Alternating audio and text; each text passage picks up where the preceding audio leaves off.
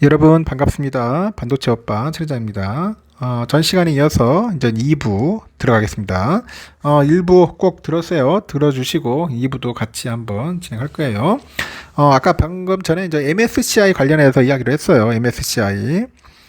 그럼 MSCI 얘들이 우리나라 그 증시 관련 제도에 대해서 뭐 빨간 펜으로 막 쫙쫙쫙 막 그으면서 막 조목조목 막 지적을 했어요.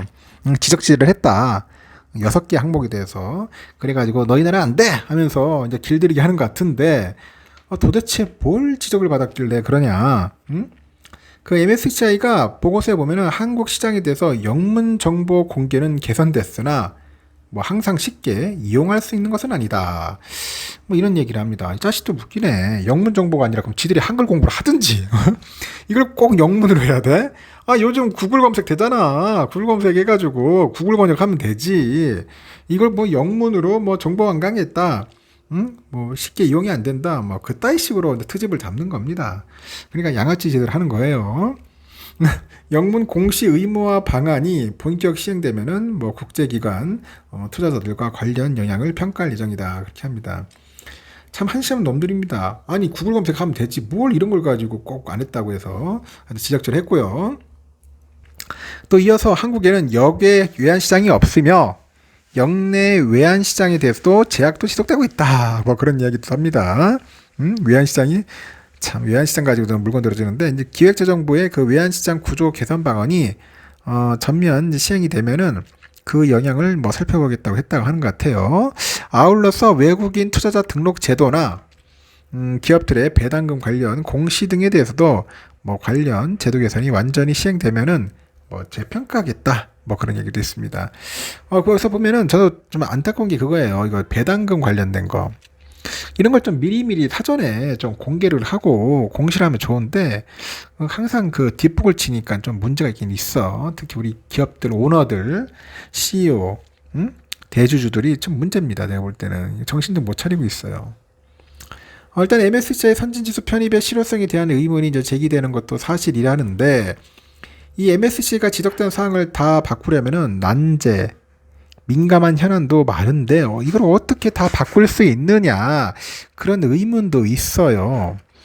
그래서 일각에서는 간슬개까지 타 내주면서 가지 말자 그런 의견도 있습니다. 나도 그래. 왜 그 간슬개 타주면서 이게 호구 취급받고 왜 그렇게 하려고 하는지 난 이해를 못하겠어. 그 금융위원회 도대체 무슨 정신 상태를 갖고 있는지 이해를 못하겠습니다. 왜 간슬개를 내줘야 돼? 그냥 안 하면 대로 우리 가면 되지. 응? 하여튼 뭐 MSCI 선진국 지수 편입이 결국 우리나라에 실보다 득이 많다. 뭐 남는 장사다. 뭐 그렇게 지적하는 놈도 있어요. 그 한국 증시 저평가 현상을 해소할 수 있는 방안이다. 이 코리아 디스카운트를 해소한다. 그럼 MSCI 들으면 무조건 뭐 코리아 디스카운트가 해결돼? 이게 검증이 됐나? 하여튼 그런 이야기를 해. 골드만삭스에 따르니까 뭐 MSCI 선진국 지수를 추종하는 펀드 2조 4,900억 달러로 신흥지수 추정 펀드의 약 2배라고 하네요. 뭐 그런 이야기도 하는데 하여튼 우리나라가 MSCI 선진국 지수에 편입이 되면은 53조 원 가량의 해외 자금이 국내에 유입될 것으로 이제 추산이 되는 것 같아요. 그러면 골드만삭스는 이를 통해서 코스피가 지금보다 한 35% 정도 뭐 상승할 가능성이 있다. 뭐 그런 이야기도 하더라고. 코스피 3천을 넘을 것이다. 뭐 그런 이야기로 이제 자꾸 떠들어대는 거예요. 그거에 따라 코스피 3천 갈 수 있을까? 저는 개인적으로 아닌 것 같은데 꼭. 두 번째로 증시 리스크가 줄어드는 것도 장점으로 꼽힌다. 그런 이야기도 입니다.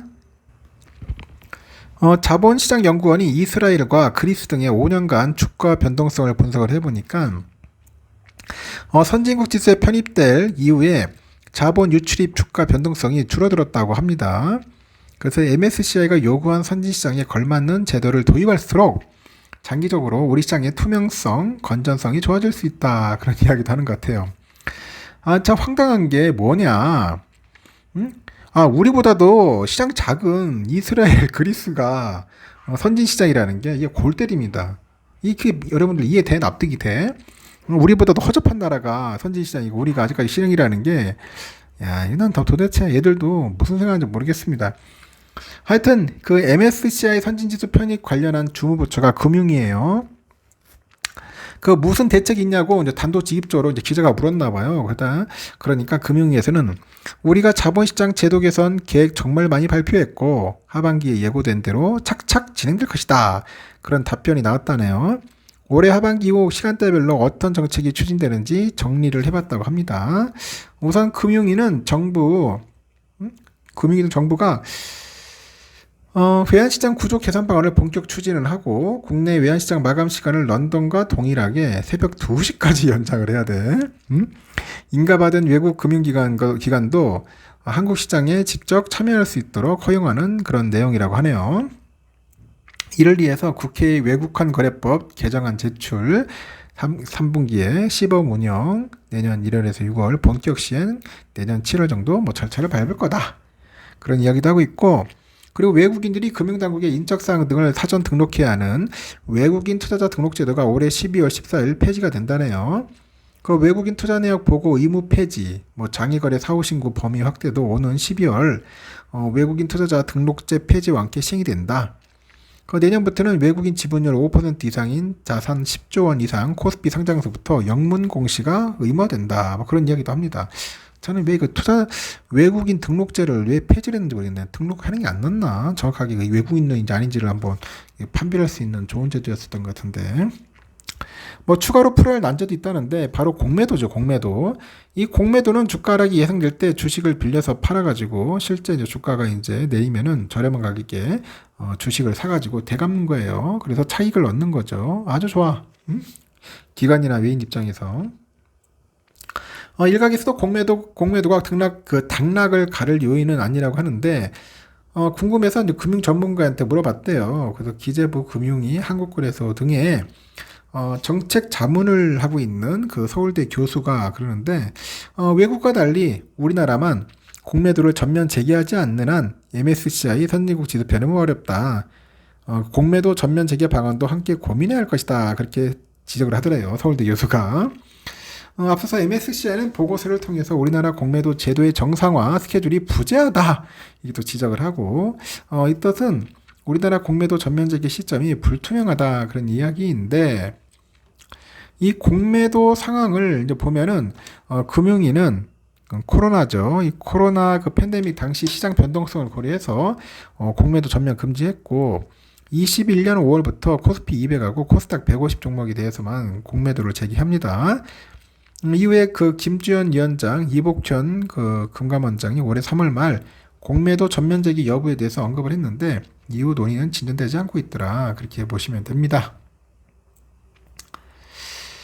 그래서 이복현 원장은 지난 3월 29일 보도된 블룸버그 인터뷰에서 한국을 외국인 투자자에게 매력적인 시장으로 만들기 위해서 조치들을 분명히 취할 것이다. 금융시장 불안이 몇 달 내에 해소된다면 되도록 연내 공매도 금지 조치를 해제하는 방안을 검토할 것이다. 언급을 해요. 이 같은 인터뷰 이후 공매도 전면 재개 가능성이 본격 제기됐어요.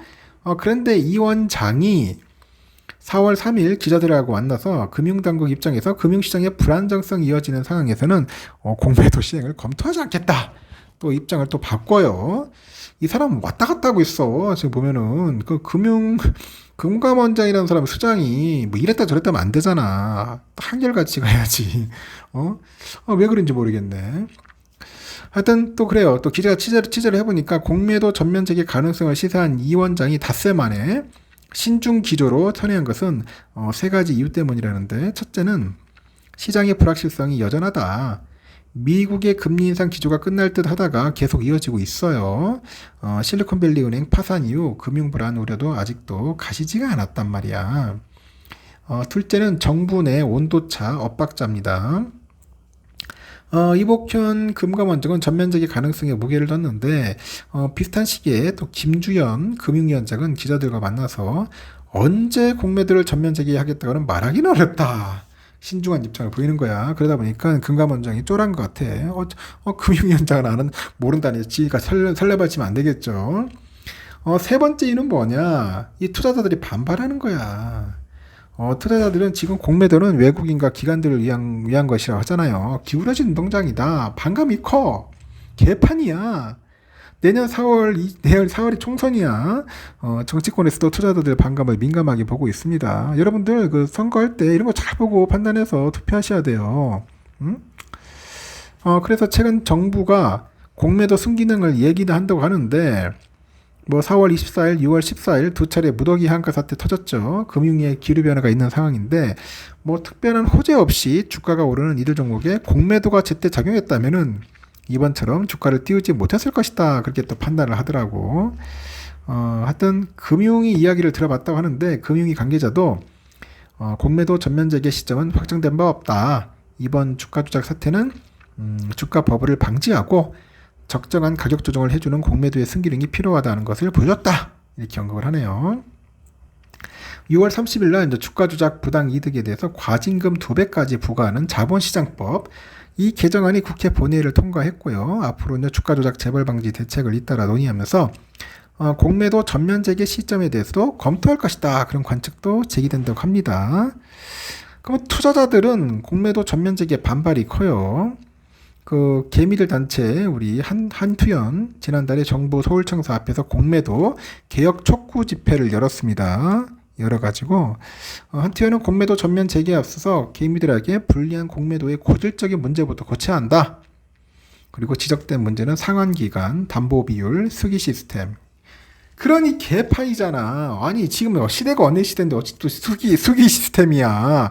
이 수기 시스템 말이 되는 거야 이게 여러분. 전산화돼야지 그때그때마다. 이 수기가 참 보면 웃겨요. 상환기간도 그래요. 이 공매도 상환기간의 경우에는 기관 외국인은 120일인데 개인은 각각 90일이라고 합니다. 뭐 기관과 외국인은 사실상 상환기간을 무제한 연장할 수도 있어요. 그러니까 불공정한 거야. 이게 뭐 공정한 게임입니까? 어떤 놈은 계속 무제한으로 연기하고 누구는 90일 내야 하고. 공매도 담보 비율 개인은 120%, 외국인들은 105%입니다. 그 담보 비율이 높을수록 빌릴 수 있는 주식 자금은 줄어들죠.